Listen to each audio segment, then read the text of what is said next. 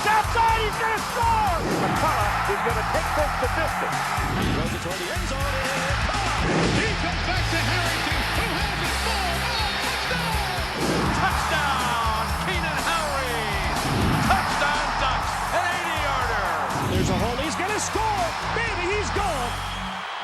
Oregon football with Mike Bellotti. Hello, everyone. Welcome to Oregon football with Mike Bellotti, Joe Johnsante, along with the coach. And, Coach, thanks for coming in. Tough circumstances, I know. And Arizona State got a big win over your team yesterday. If you can look back and pick out a few things that you think caused this, what could you pick at? Well, our start was very poor, obviously. When you turn the ball over the first two times you throw it, that is a problem, and gave them quick, easy touchdowns. You know, the reality, that game was actually close for three quarters. It was close in terms of first downs, third down conversions, rushing yardage, things that we can do. We didn't pass the ball effectively, gave up some big plays on defense. I thought the first half our offense wasn't as efficient until the end. We got some momentum at the end of the first half and also beginning of the third quarter, but then lost it with a long kick return. I think we got tired in the fourth quarter. I think we gave into the score, gave into the heat. We didn't give up. We didn't give up, but we did give in. So you got the effort that you wanted from your team? You think that they played hard the entire way? Well, I think we played hard while we could, while we thought we had a chance to win. And again, it's my job to keep playing hard the entire game. In the fourth quarter, when you're down significant amounts, and not getting productivity, again, it was not a good football game for us. Very disappointed in our performance.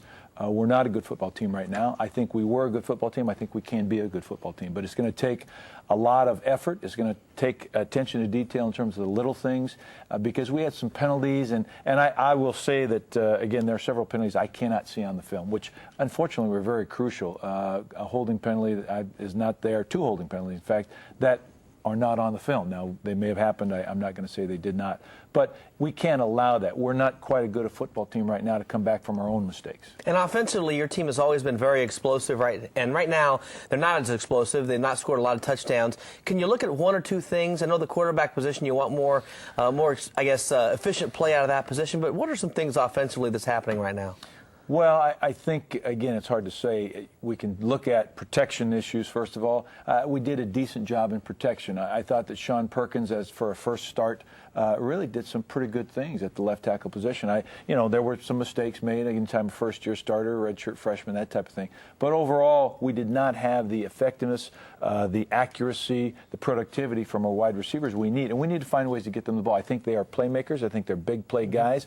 And we have to be more efficient throwing the football. How about the psychology of your team right now? After what's happened, it's tough. They're young kids, and it can be difficult. What about the psychology of your team right now? Well, honestly, I think that the psychology of the team was really pretty good going into this game. We had a great week of practice, great week of the mental preparation, great week of saying the right things, and it wasn't trying to talk the talk. It was flat out, we're going to go out and do it. We need to do it on the field. We didn't get it done. I think that's the reality we have to deal with now. And it is about psychology. It's always about that. But to me, it's more on the field stuff right now. We have to take care of our execution, our performance on the football field. If we do that, the rest of it will happen, because confidence is born of performance. And we'll talk about the bye week and what Oregon will do in the bye week and the schedule to try and get it back. But let's go to the highlights for the first quarter. And Oregon, again, Coach, having a great week of practice and coming out. The guys were fired up. I specifically watched the guys before the game, and they seemed really pumped. And then to have a start like you had might have taken some of the air out. There's no question.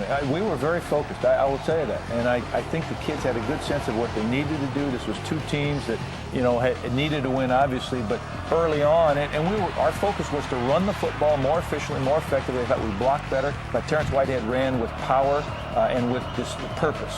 He had 6 yards on that play, then 5 yards and a first down, and then the disaster starts. Oregon going to the air for the first time, and Kellen Clemens rolling out, trying to get naked out there, gets some pressure and throws the interception. Yeah, we got too much pressure. Again, we missed a block on the offside that created the pressure on his backside. He didn't see the linebacker, or if he did, he tried to throw it on the run. It was not an efficient throw. Again, disaster. So, tough way to start the football game. They had been struggling as well. So for Arizona State to pick up an early touchdown like that was giant for them and their confidence. And then you come back, almost the same sort of play. Yeah, Kellen unfortunately regressed a little bit today. That's a mistake he made in the very first game he played last year, and it's something that shouldn't happen. Unfortunately, we get a penalty there, which again happens, gives them a little shorter goal line deal. And again, it's put our defense in a very difficult situation early on. Hakeem Hill, one offensive play in Arizona State, has a 14-0 lead. Did you call the guys over on the sideline? What did you say to the guys right after this start? We talked about, in fact, reminded them about the Michigan game. I talked about don't hang your heads, don't ever hang your heads, and we're going to come back and get this thing done. And I got visual contact with every kid on the team. Felt pretty good about our mental mindset at that point. So you walked up and down the sideline, talked to every player? Yeah, yes. So Oregon gets the ball back, trying to move the ball here, out to Matt Floberg. Jason Fife is in, and that was a big play there, trying to get the first down, but not able to convert. Yeah, too bad. It was a well-thrown ball. And again, right here, Jace might have been able to take this back to the middle and get that first down. He's done a great job of scrambling. Very tough physical running. So after Whitehead was stopped for no gain, the Ducks are forced to punt the football, and Arizona State gets it back. Hakeem Hill for 2 yards. Defensive line, for the most part, kept anything from the inside from going for big yardage except for one run late in the game. That's correct. And again, we significantly handled them, the running game, except for that one play. You can't take one play out of it, though. Again, we rallied to the ball pretty well. That was a big play there. It was an illegal shift, but they called a personal foul on Keith Lewis out of bounds. It was just two guys going at it as the whistle was sounding, but it does give Arizona State a first down. The defense rallies, though. They put some pressure on Walter, intentional grounding, sets up a 3rd and 25. So the game has kind of settled down here. After the early start, it's even. Yeah, other than spotting them 2 touchdowns, I think there was exactly the same thing in terms of yardage, first downs, 3rd down conversions in the first quarter. Hill picks up 19 on the draw, but Arizona State has to punt the football, and Chris Vincent comes into the game, 1st and 10, and Vincent for just a couple of yards. And again, maybe Vincent's not 100% yet. He gave him an opportunity in this game, but Terrence Whitehead maybe was running with more power, and so you stayed with him most of the game. Absolutely. I think that Chris is not 100%. He has still some ankle problems, but he had a good week of practice. A very good day on Wednesday, which is our real work day, and looked good. Not much offense in the quarter. Seems like it settled down into the game that we thought it would be at this point. So Oregon's still in this one, 14-0 at the end of the first quarter. All right, Ducks looking for a spark, and they get it from senior quarterback Jason Fife. Not through the air, but on the ground as Oregon works to get back in this football game. As Fife takes off down the sideline on a big run.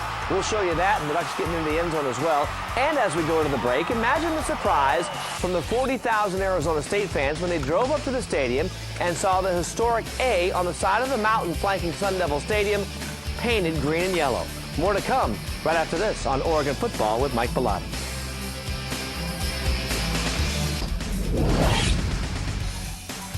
Welcome back, everyone. Oregon Football with Mike Bellotti, Joe Giansanti along with the coach. We go right into the second quarter highlights. Oregon trailing this one 14-0, but starting to move the football, starting to get a little bit of momentum in the heat of Arizona State. And Jason Fife under center. Back to throw. Steps up, going to run down. Design plays, got a lot of room and a first down. 45, 50, down to sideline, 40, down to 30. Cuts it inside, still his feet at the 20, down hard at the 14-yard line.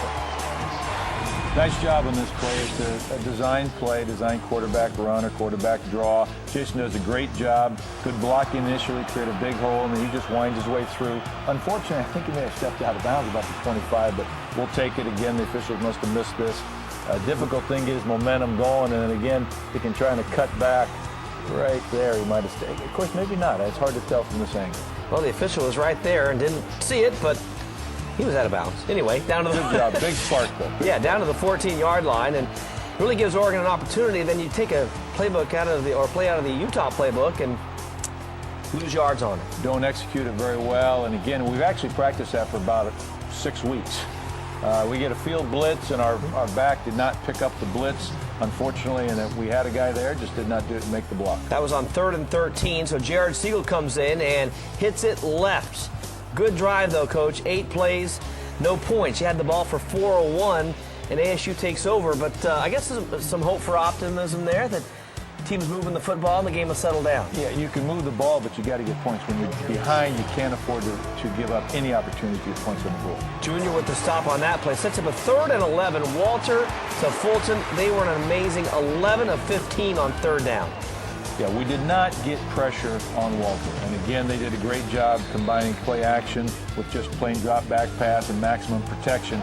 As you can see, he's throwing without anybody in his face, and we have to improve our pass rush and improve our coverage both. Those two things work hand in hand, and one helps the other. They have to punt the football. The defense has forced them to punt 3 straight times, but the offense not able to really take advantage. Fife gets 10 yards to the 37. You go back to Whitehead here for 6 yards as he cuts it outside. We did a good job, again, mixing the option with the running game. We just need to be more efficient in the passing game. Big play here. 3rd and 3.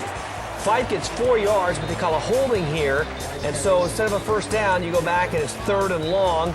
Fife will be incomplete here, and then you have to punt. That's a huge play in this game. Yeah, unfortunately it was, and it's hard to find that call on the film. So, again, no excuses whatsoever. We need to make sure that we make those plays. Ducks have to punt the ball. Walter goes to work and starts to open it up a little bit to Hagan, who makes a nice move to the outside and goes for 29 yards, and then Walter to Fulton. And I thought that he didn't seem real comfortable early, but as the game wore on, Walter seemed to be in control. He's a very safe quarterback, didn't do anything to put his team in any jeopardy at all.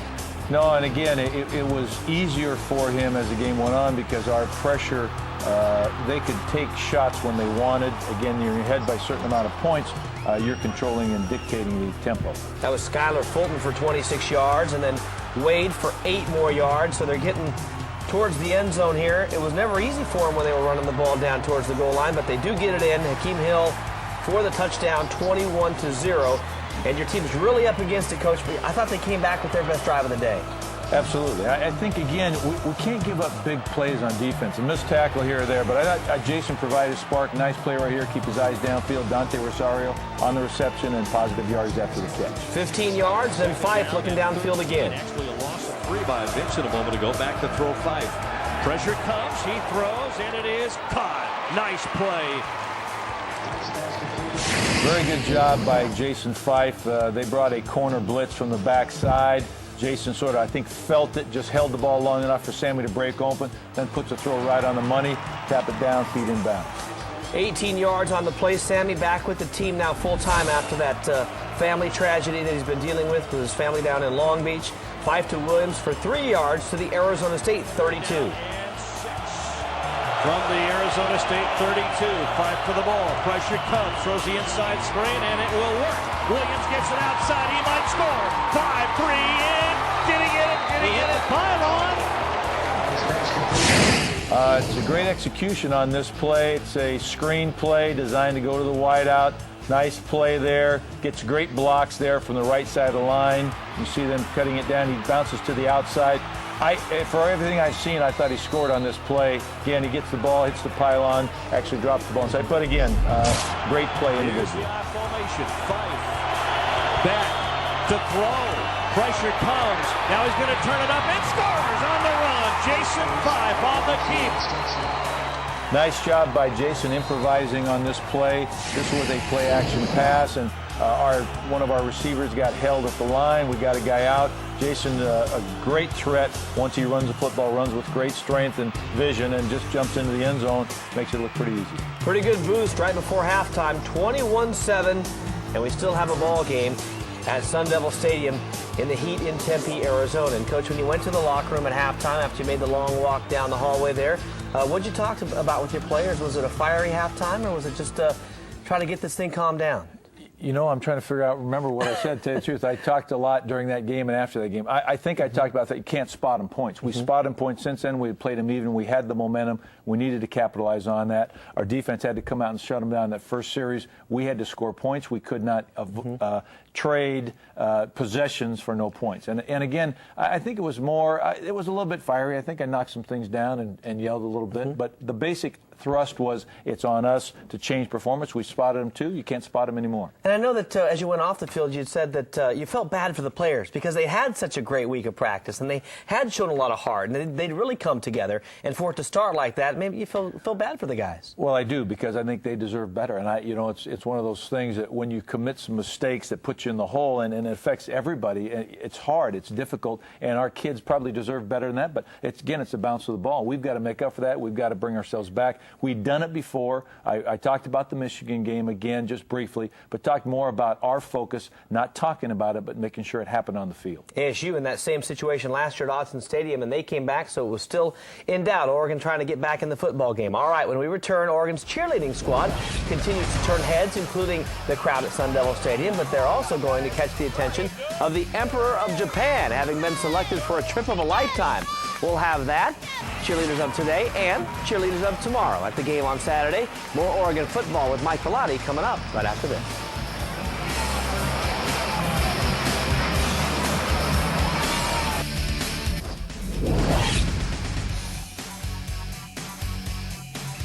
Welcome back to the show, everyone. Well, Oregon's cheerleaders have long been known as one of the best squads in the Pac-10 for years now. And while fans up and down the coast have taken notice, thousands of people in Japan are about to notice it too. 16 Oregon cheerleaders are headed to Kakagawa, Japan, invited to be a part of a Japanese sports festival.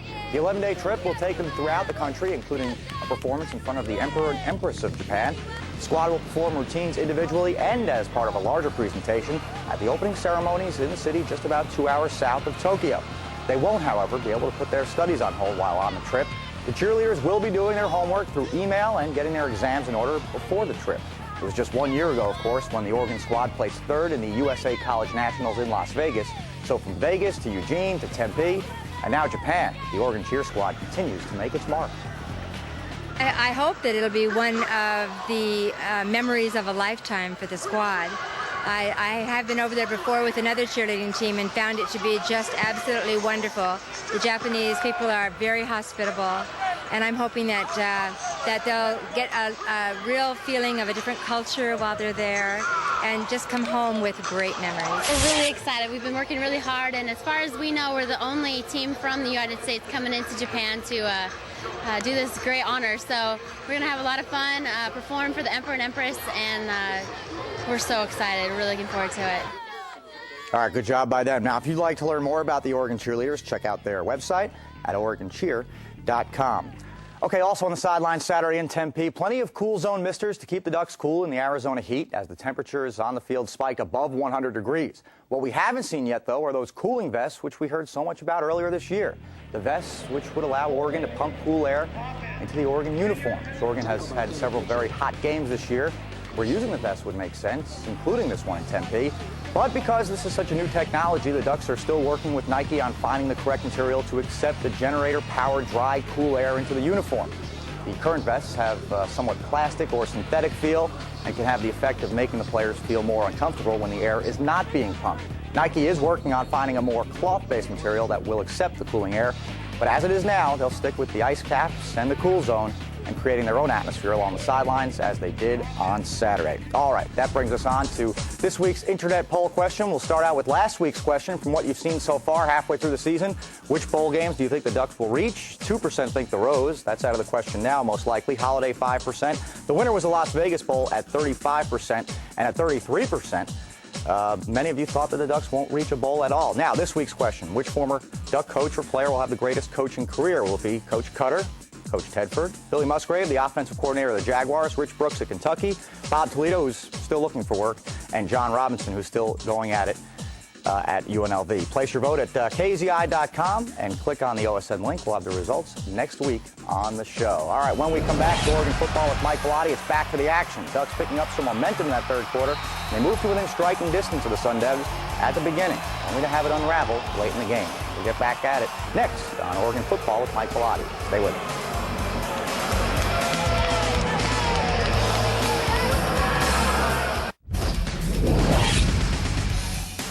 Welcome back to the show, everyone. Let's go to the third quarter highlights. Oregon and Arizona State again trailing 21-7 at the half. Ducks trying to come out and get it going, but Arizona State has the ball first, and Andrew Walter goes right up top. It's almost like they said, hey, we're going deep first play, and they did. They get it for 49 yards.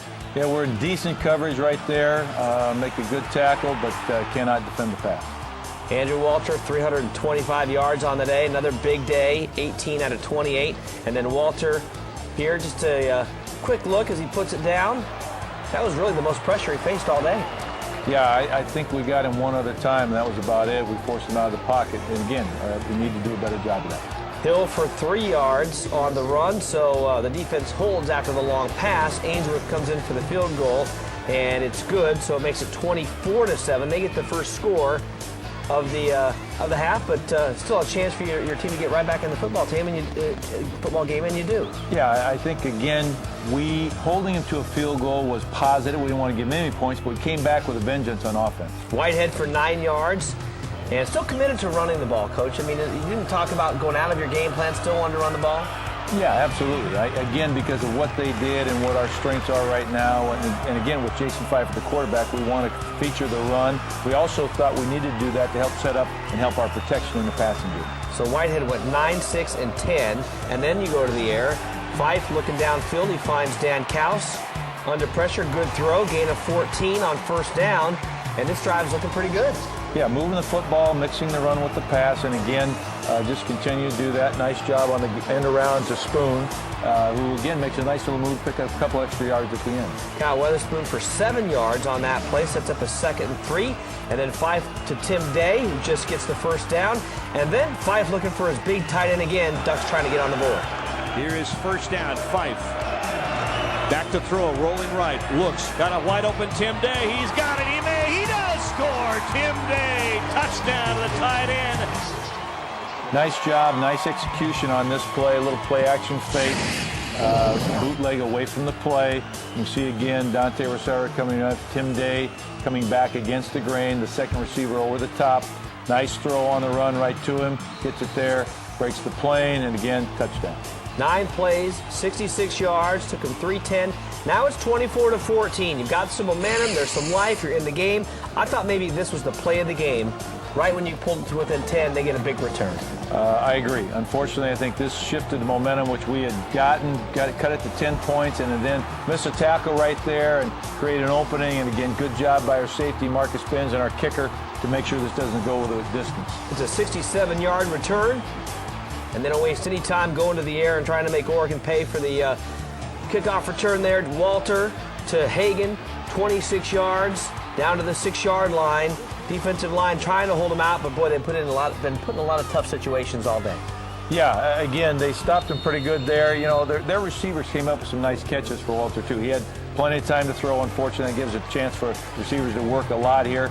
Again, difficult call here. This is the one that they call it for holding, and you don't see it.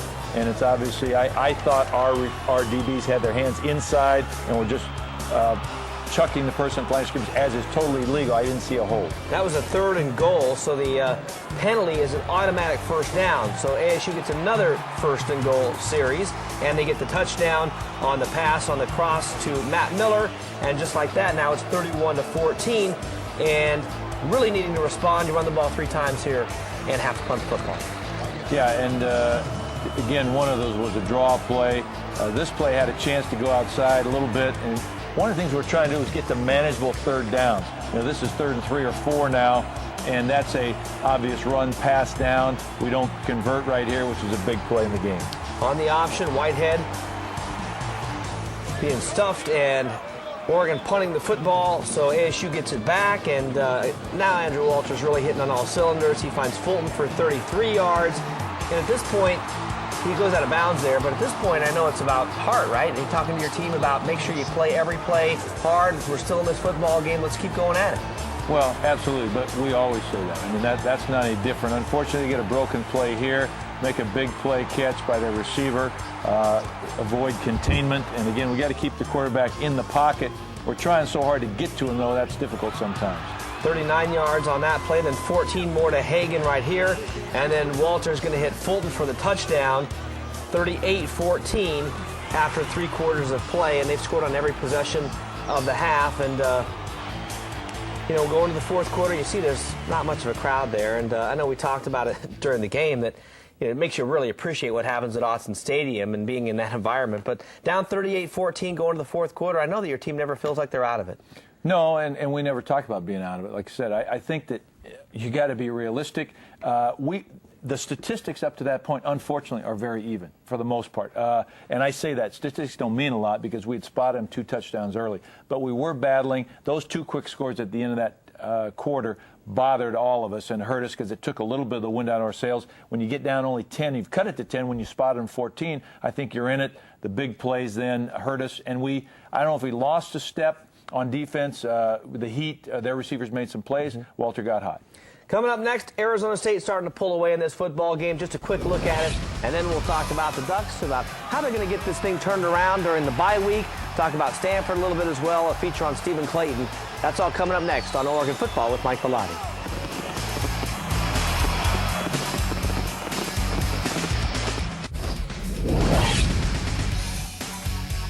Welcome back, everyone. Let's jump into the fourth quarter highlights. Oregon and Arizona State. The Ducks trailing this one 38-14, trying to desperately get back in this one in the heat.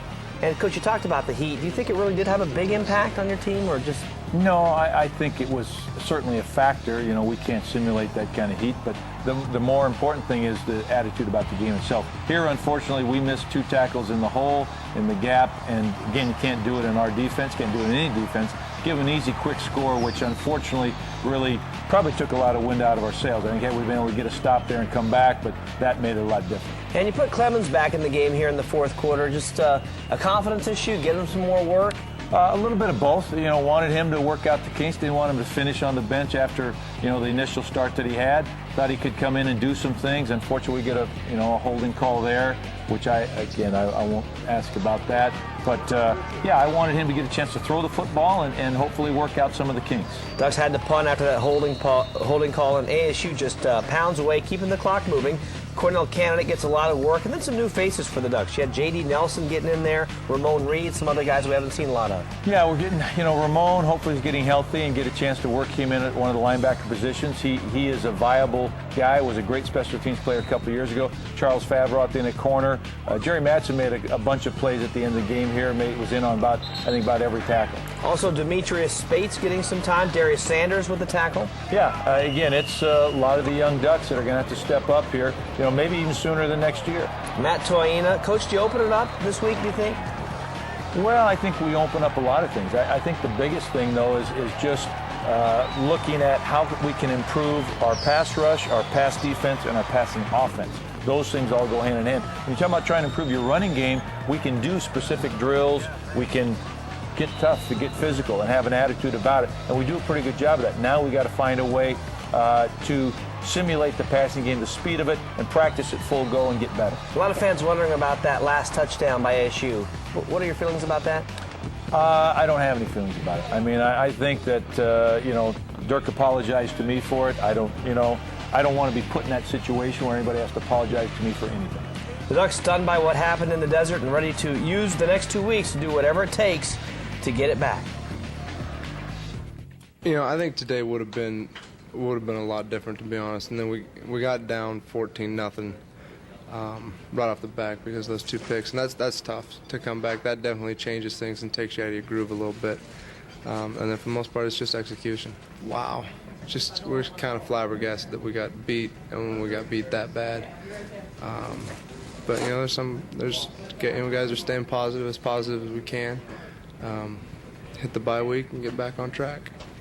I don't know what's wrong right now. We just need to focus more on our assignments, and I don't think that the intensity is not there. I think that we just we're not executing like we need to execute, and we're just going out there, and I think we're giving good effort, but we're just not executing, and that's just what it comes down to. I mean, effort's not really going to win the game. I mean, it'll help you win the game, but if you're not executing, the other team is, it's not a good situation. I know we can, bounce back from this. I mean, we just got to, put it together, and talk about it, as a team. We probably don't need the coaches, to get us, to figure out what's going on. Us as players, we probably can figure out what's going on. But we just got to, get together and try to figure it out. I don't know, we're trying to stay in and worry about the little things right now.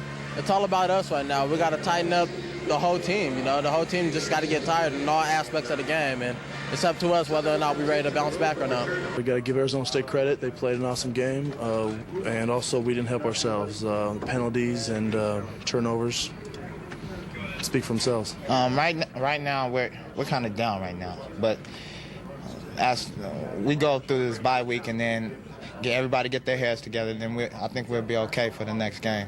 I think it will. At the same time, our coaches are going to challenge us, but as players, we got to challenge each other and ourselves. And I think he'll get a chance to rest a little bit, but at the same time, we got to get back to square one. And, Coach, that question that Kevin Mitchell was about, it's a 5-game season. It can almost look like hey, it's a bye week, start the season over, open up some positions, and try to get 5 wins. Well, absolutely. It's competing. And I think the more focused thought there was execution. I will say that because I think effort has been there. I think attitude has been there. We now have to execute. And execute is a combination of players and coaches. We've got to I think we as coaches have to do a better job of putting our players in position to have success. Players need to understand that it is the little things. It's proper hand placement so we don't get penalties. It's proper technique to make sure we make the tackle, we defend the pass, we catch the ball, etc. And those are we've been talking about a lot. This is a young team. Again, that's absolutely no excuse. We just have to get better. We have a bye week to, again, I think rest up one and get back to basics two. Those two things will both work, maybe not together in a sense, but we have to do both this week. Does it give you an opportunity to look at some players that you maybe haven't had a chance to because you're in game preparation, to maybe open up a few jobs that way? Possibly, but not really. I think, there are very few kids that we might take out of a redshirt year at this point. Some maybe, again, injuries may dictate that we have to look at other people.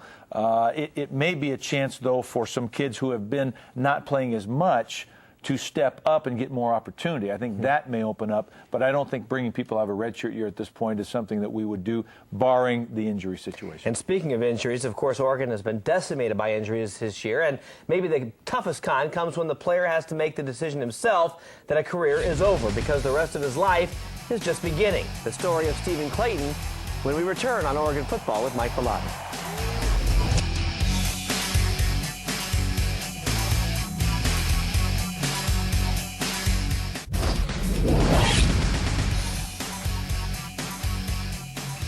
Welcome back to the show, everyone. Well, this year it seems that many of the Ducks are spending more time on the trainers and operating table than on the field. Joey Forster out with a knee. Haloti Ngata, a knee as well. Keith Allen, Josh Rogers, many others also lost for the season with assorted injuries. For Stephen Clayton, though, the body still works. The legs are fast. The arms are strong. Making the decision to end his career due to recurring concussions, however, that was the hardest he's ever had to make. Nicole Abeda has more.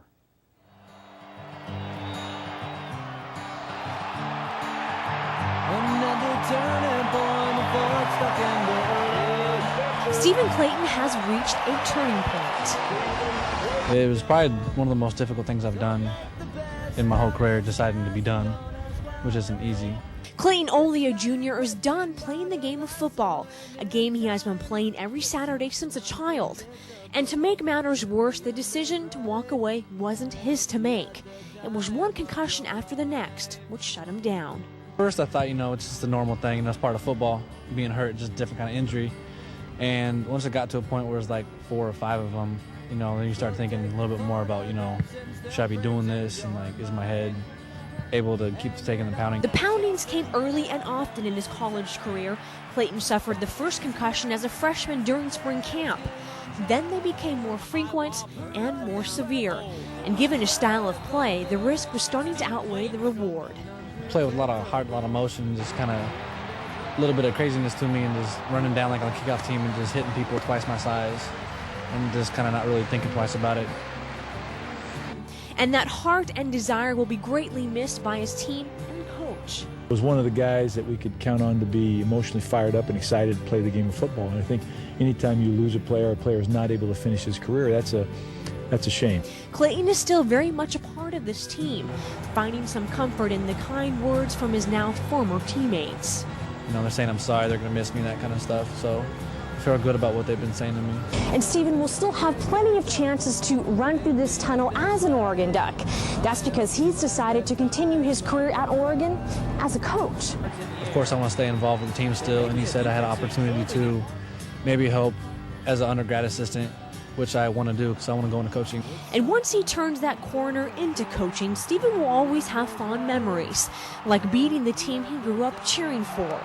And one hit he won't soon forget.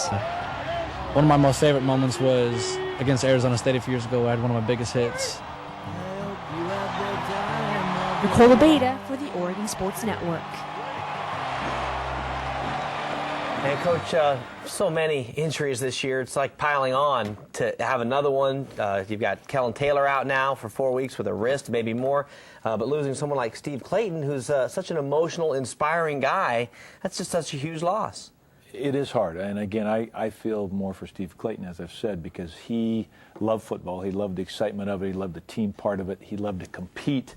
And he loved to make plays, and that's the kind of kid you want out there on the football field and want on your team. And when he can't play, it hurts you and your team, but you feel for the young man because that's been part of his identity. He's going to continue that. He wants to coach, and that's good because I think he has the mentality and the work ethic to be a coach. We'll see what happens, but I'm excited to keep him around in the program. Well, hopefully we'll see a lot of Stephen Clayton here for the years to come, and maybe, who knows, maybe a graduate assistant? Yeah, possibly. Get into graduate school and get that done. He has had a great career on special teams for the Ducks, and he'll be sorely missed. All right, coming up, Ducks take a week off and get ready for the Stanford Cardinal, a team having some troubles of their own. We'll talk about that. And the next week, as Oregon approaches the bye, take a look at Stanford, hear from Buddy Tevens, the rest of the Pac-10. A big one up in Seattle, I'm sure you're waiting to see, as we wrap it up here on Oregon Football with Mike Bellotti.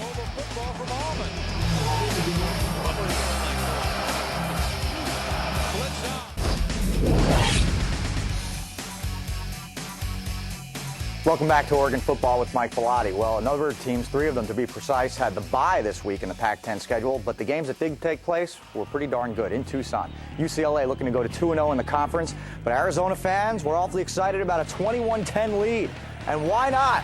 There is the 21-10 lead. Byron Ely hauls in the 39-yard touchdown, and Arizona was up 11 points, but the Bruins come all the way back, and they would get this interception return from big Rodney Leslie. The big man rumbles off with the Bruins' second win in the conference. Carl Durrell certainly making an early impact in Westwood, but Arizona certainly improved since they made the coaching change, 24-21 UCLA. At the LA Coliseum, number 9 USC hosting Stanford, Mike Williams, one of the best receivers in the country, and he showed the Cardinal why. Already ahead 13-0 in the second. Williams runs that skinny post. Matt Leinart hits him where he can make a play. Williams turns it up, 20-0 Trojans. And then later in that first half, same 2. Leinart to Williams. USC rolls over Stanford, 44-21 the final in Troy. Cardinal up next for the Ducks, of course, on the 25th at Autzen Stadium. They did, of course, have an interesting touchdown here, the Cardinal did, when it's ripped away and into the end zone on the punt return. So nice job by Stanford. We'll see if they can do that again in 2 weeks. In Seattle, enormous upset by the Huskies and Nevada. In the first, Maurice Mann of the Wolfpack on the receiving end of a 25-yard TD strike from Andy Heiser, 7-0 Nevada. Later on, Cody Pickett on the screen. Never does see Chris Handy. That's some handiwork for you. He's gone to the end zone, 14-0 Nevada. They would go up 21-7 later on the game on Anthony Pudwell's 8-yard TD reception. And Nevada with maybe the biggest win in school history, 28-17 the final score over UW in Seattle. All right, so let's take a look at the updated Pac-10 standings now. It's Oregon State and Washington State, both of whom were off on Saturday. They are 2-0 in the conference, 5-1 overall. And there you see the Ducks at 1-2, 4-3. Stanford only having played 4 games so far, though, so they'll be pretty rested and healthy. And they'll be, of course, at Autzen Stadium to take on the Ducks in 2 weeks' time. Joe, Coach, back to you guys. Okay, thanks very much, Michael. And boy, Nevada getting a win at Washington. You've seen the MAC teams beat the Big Ten teams. There's a lot of good players out there, and they're getting spread out among these universities. I mean, any week, anybody can beat anybody. We've talked for a long time about the parity in college football, and it's here, and it's everywhere. I think that you can talk about those games. You can talk about Arizona almost beating UCLA, a team that really has not played well, but again, a little bit of change of heart there. I think the players are playing probably with greater focus. It's just every week you got to play hard, you got to play well, and you got to execute. It seems 3 teams kind of out in front of everybody else. That would be USC, Oregon State, and Washington State. What do those 3 teams do that maybe the other teams don't do? Well, I don't know because we don't play SC. SC has, I know, reputedly the best talent in the conference. They've had great recruiting seasons. I think that Oregon State probably has the best combination of running back and wide receiver. So again, Steven Jackson is a great running back. When you have that, that sets a tone for what you can do. Both Washington State, the combination, really, the common thread may be very good defense. Probably the top 3 ranked defenses. Yeah, very fast, get up the field, great defensive ends. And Stanford coming into Oregon in a little bit. And in 2 weeks, you look at Stanford, the bye week, Coach, you go into it. What's the schedule for this week? Will you give the guys some time off and have them get away from football? Or the other approach, like get right back on the field and let's get this fixed? We're going to do a little bit of both. We're going to start our normal early part of this week will be exactly what we do. Today is their day off. Tomorrow we put the game to rest. We work out the kinks. Tuesday and Wednesday we'll practice very hard, physical practices, back to basic type practices. Thursday we'll scrimmage the young players, those that are not playing. Friday, Saturday, Sunday they are off. We will start in full gear on Monday of the following week. We get an extra work day against Stanford then. We'll get 1 or 2 days this week against Stanford. So it's a combination of back to basics, like a spring ball, fall camp atmosphere. Get a chance for the young kids to play a little bit, have some fun and compete, because that's what people are here for, is to compete. And then give them a series of, really 3 days off, Friday, Saturday, Sunday, to really rest their body, rest their mind, get their resolve back, in my opinion, and get excited about coming back to play football and finish the season right. And a chance to get well against Stanford. Of course, the Cardinals have only played 4 games, so we take a look at Stanford so far this season. They've played BYU. They won that game. They played, Buddy Tebens' team played down at USC yesterday. Mike showed you some of those highlights, and they really did get drilled in this game. USC jumped out to a big early lead, but they beat BYU earlier this year. They beat San Jose State. They lost at Washington and then lost this game as well. They run a little bit different offense, though. We've seen that against Utah. Stanford has not traditionally been the best team in the Pac-10, but they're going to come to play.